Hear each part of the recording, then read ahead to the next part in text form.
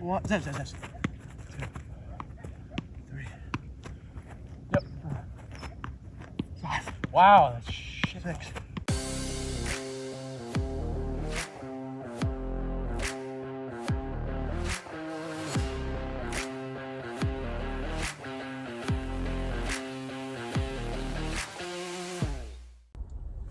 Good morning, everybody.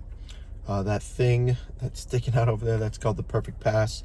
I've been obsessed with the ability to find a rebounder that would bounce the ball back to me very, very quickly. And it's very difficult to find. And I've tried all of them, and I've spent so much money, and it's consumed me for many years, and this one here is the best one in the world.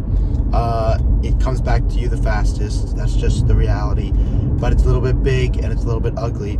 I did find one recently on Instagram that's made of wood that on to the video looks great, but they don't sell it, and it's made with 1.5 inch pressed wood. For any of you who know how to build, I don't know how to build, so if you know how to figure that out, great, let me know, because I'd love a proper rebounder that is easy to carry and actually comes back really fast. You'll get to see this in a bit. But anyways, just want to say good morning. I am going to go play soccer right now and gonna do some fitness, and it's not so early, it's coming on 8 a.m. and then after this I'm going to drive into downtown LA and go coach. I think I've expressed this already, but I'm coming back from an ACL injury, so I'm not with my team right now. I'm at home doing physical therapy, and fortunately the team allowed me to do it this way. And the reason is the facility I go to, which I showed you guys on my last vlog, is just state of the art. They've got everything, and I have saunas, I have pools, I have the best gym equipment. So the idea is if I stay here, I can get back better faster. So that's why I'm here, as opposed to with my team. But my team plays this afternoon. I'll be watching them. And the other thing I wanted to talk about today, kind of a discussion I wanted to have, although I guess you guys can't really join in, but I think it's still worth discussing, is how much of our lives, those of you who want to aspire to be professional athletes, should be, I'm willing to do something because I really, really want this goal, or I should say, or really do something because you love it. So, for example, I don't particularly love reading, but I force myself basically to listen to audiobooks about mental toughness because I know it's good for me. So I'm forcing myself. I don't really like doing it, but I just keep doing it because I want to become a better soccer player. So that's, one option. Then you have this idea where you argue, you know what? You don't love doing that, Zev. What else would you love doing instead? And should you do that? And the reason I bring it up is because I know that when I do something I really love doing, that's also good for me. For example, playing soccer. Because I love it, I'm taking in the information that much better. Because I'm interested in it, I want to know about it. Or when I watch soccer, I love watching soccer. I want to know about the players. I want to know who's playing what position, why this tactic versus that tactic. And I love it, and therefore I take the information in better and more of it in a more efficient fashion, where when I do things that I force myself to do because I know they're good for me, I don't take in the information quite as well just because I don't love it as much. That said, I still force myself to do it. And so is there a balance where you say, sometimes you should do something you shouldn't do what you don't want to do because you just won't take in the information as well as if you chose something to do instead. So for example, maybe instead of reading a book about mindset, which I do love talking about, but this particular book is kind of boring. It just says the same thing over and over. To be a champion, you have to really want it. And I'm like, okay, I know that I really want it. But people keep telling me I should read this book, so I'm reading the book.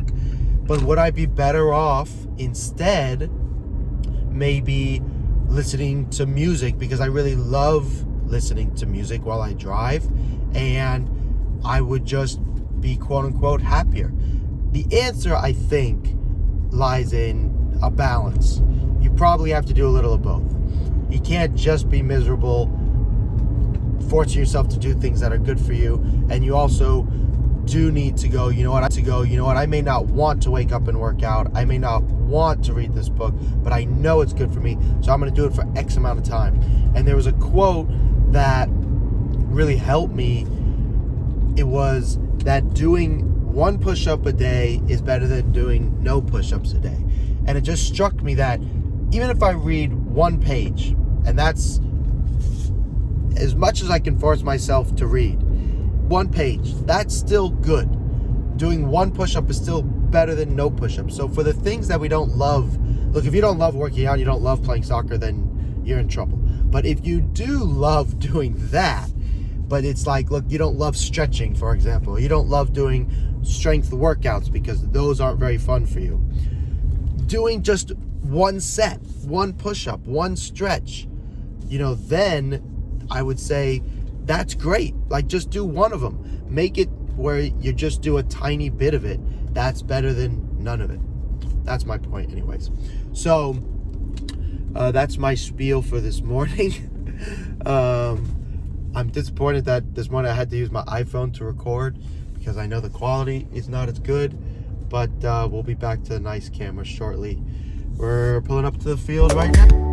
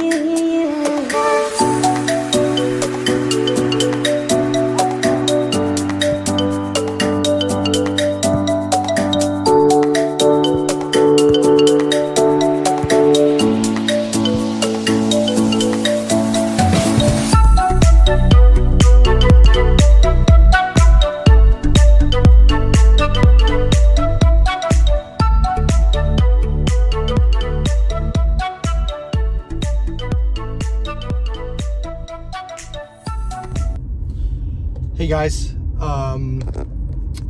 just got done with training, did some stretching afterwards. I didn't film that bit, but I've got all my mobility program. Either you can buy the program or it's on, I put it on my Instagram as well. But I had another thought for you. And that thought is, we're talking about whether or not you should force yourself to do things or just do things that you want to do. And of course it's to find the balance. But I do think there's an importance to recognize that when you do something you want to do, then you take in the information better. Even if you forced yourself to do whatever it is that you're doing because you're committed, you won't take in the information as well as doing something you enjoy. So there is an argument, I believe, to doing something you enjoy perhaps over doing something quote unquote better for you, because you'll take in that information. So if you love like, even if you love watching Netflix, for example, and you're like, I love watching Netflix, I don't really want to read a book, I would tell you, you know what? Go watch Netflix, because whatever that thing is providing you that you enjoy, I think personally that will serve you later in life. Like, I really enjoy, on a totally separate from football, is I really like reading movie scripts, partly because my family's in it.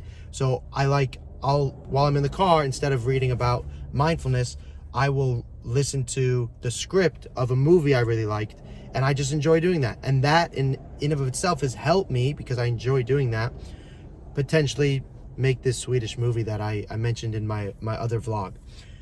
Anyways, the actual other epiphany that I had is that when you are playing, whether it be with your friends or anyone else, and I was just playing with a buddy of mine, the more you can play games, the better it actually is, as opposed to focusing on like the drill.